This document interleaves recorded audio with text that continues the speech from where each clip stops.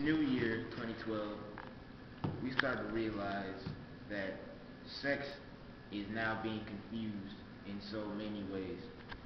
Now teens think that in order when you have sex, you're truly in love with somebody, and that in itself is not the case.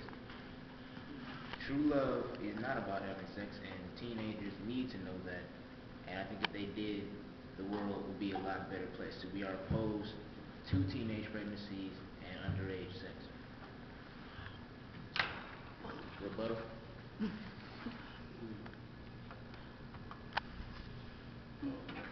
Anyone?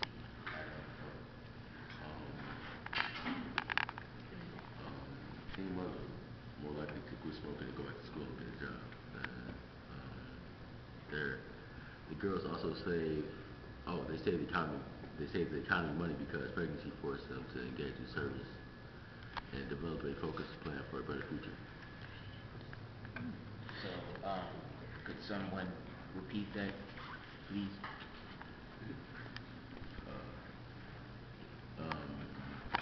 You know, young girls the girls they save the economy money because pregnancy forces them to engage in services and develop a focused plan for a better future. So you're saying that by them becoming pregnant, it will actually influence them to work harder. True that. Underage. That's good. That's good. I agree with that point, but here's what we think. We think that teenagers who do have underage sex and get involved in teenage pregnancies are most likely to feel more detached from normal society. They are now looked upon as the black sheep, so-called, in their group. So we think it would more likely involve them dropping out of school, not being very successful, and are less likely to attend college. That's our point. So you saying it's more likely for them they're dropping out of school? They're more likely to throw away their life instead of build it back up. Well, I think that it's a misconception that teens made, bad mothers, dropping out of school, whatever, but rather it was the social, economic situation of the most teens, and it like determined the outcome. So it was like everything around them, based on their social economic situation, like what they going through, and then they got a baby on top of that. I think that's based on why most of them drop out or get addicted to drugs. And So what is your rebuttal to and your statistics with him saying that, with this team saying that that they'll be ostracized for the black sheep of their friends, their family, and society? So do you all have any facts to dispute that they're saying that teen moms are being ostracized, or they're being considered the black sheep, and that they have all these opposition? As a matter of fact, that they're being kicked out of society, that they're not allowed to go certain places and do certain things because they're teen moms. And is that true, or is that not true? Or do you have something to dispel that myth? Kennedy? Yes.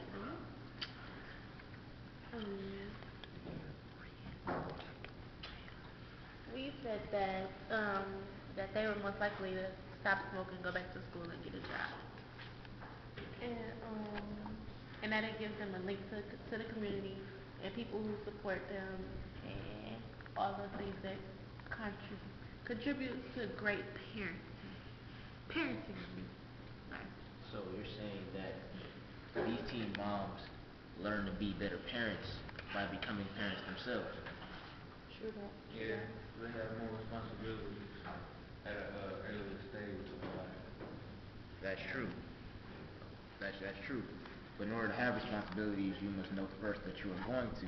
Which brings me to the point that 82% of all teenage pregnancies in the U.S. are not planned, and their teenagers themselves get scared, and they're most likely to end up without a father, because when you're a young teenage boy, the responsibility of taking care of someone smaller than you by yourself will scare you off, and it will also affect the child growing up in a one-parent home. So you said,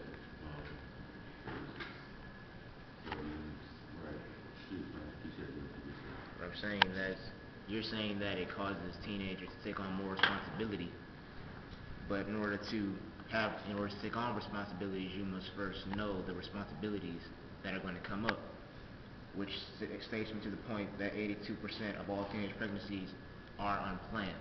They don't know they're going to have a baby. It just sort of happens to them, and they don't know what to do, and most of them don't even get help with it.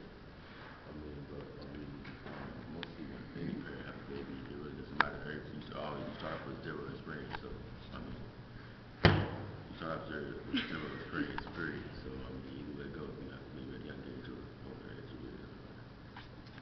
Okay. So what do you all have to say to the fact that parents, nobody has a book on, having babies, and most adults don't plan to have children, and they have children anyways and are very successful. So what do you have to say as far as that being an issue with raising a child your age? Because their point is that age is not of an experience needed when rearing a child. Very, very good point. Very good point on that. You have anything to add to that? Can you repeat? So their point is that age is not age ain't nothing but a number, as people say, when having a child, because adults aren't experienced at having babies, and they have them anyways, and teens are on that same level and playing field. So what is your rebuttal to the fact that they say that, hey, it doesn't matter how old someone is, because you have people who are 80 who have babies and never had children before and have no experience.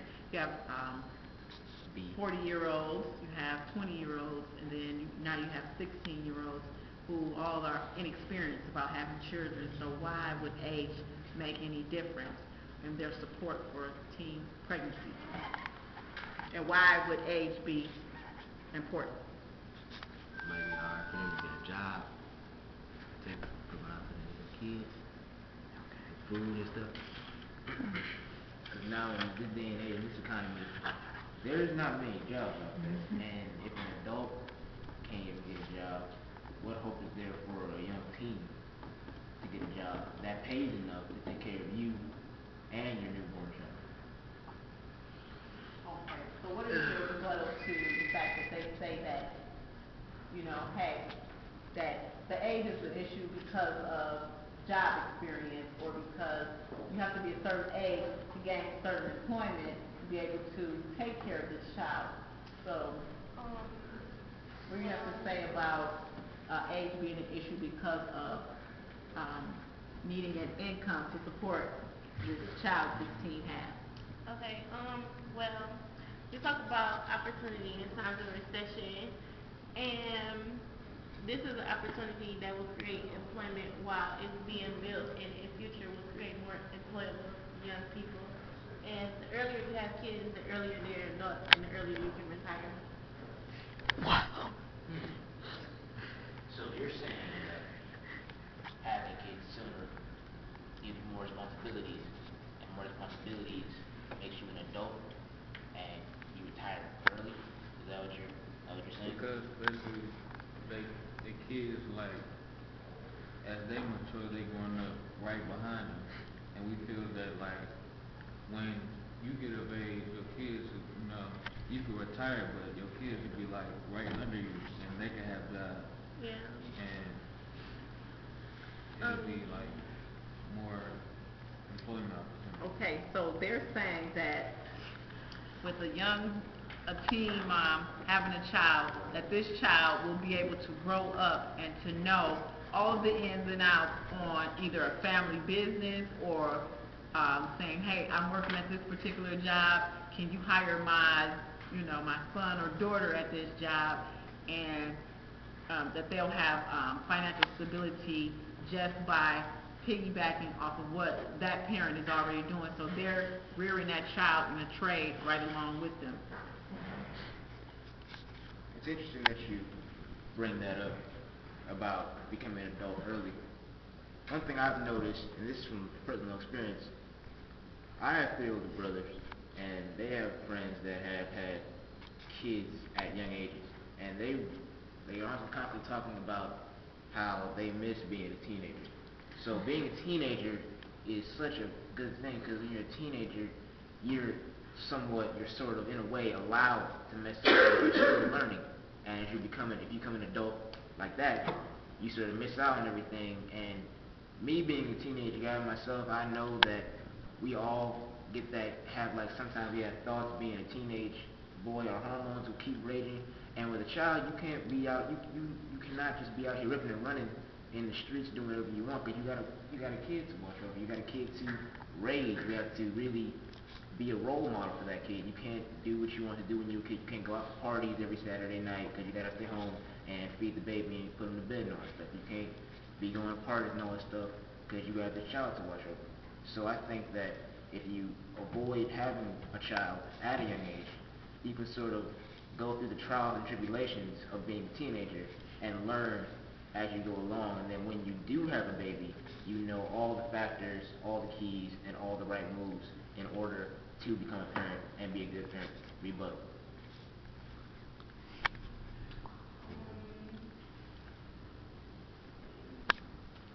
It's not about the it's not about the maturity of a 16-year-old and their ability to be able to be a parent. The it's about the responsibility and the natural ability and parental experience. Balancing parenthood with school is a lot easier than balancing it with the career. School is flexible. You can choose how heavy a course load to take. Okay, so they're also saying, which is a two-part, how do you all feel about teen moms and dads not being able to have the luxury of being a teen, going out freely, having all of these friends? So they're saying that as a teen mom or teen parent, mom or dad, that your social life is cut short, that you have to grow up, and you don't have this life as being a child anymore. You can do teenage things, hang out. So how do you all feel about, how would that be a positive for a teen mom or dad? Well, I have friends that they're still together. They're teen mom and dad, and even though they don't go out and stuff, it motivated them to do better and to actually do more, stay in school, make a better life for their child. So you're saying that it bred structure in them and made them, that they didn't always need a social setting to do better and progress in school and work, and that sometimes, are you saying that sometimes socially that can be a hindrance on you being successful? That's a good point. There are those teenagers out there who mature faster, but everybody is not that way. Like me, regrettably said this, I have a friend who really didn't watch enough after school specials when he was a kid growing up, because now he's 17 years old, has 2 kids, and is not married or planning on a relationship with either one of the mothers, because he was raised with one father and his father was always out of the house. He grew up with his grandmother, but his grandmother was very ill and never had a figure to watch over him. And now he's 17 years old, 2 baby mamas, 2 babies, doing whatever he wants, and those kids are growing up in one-parent homes. And most teens indicated that teens that live in one-parent homes are most likely to do more risky business, such as like drinking alcohol, smoking weed, selling drugs, because they don't have that figure at home or that figure to look up to and tell them, hey man, slow down with that. Just go back in the house and just sleep on it a little bit. So,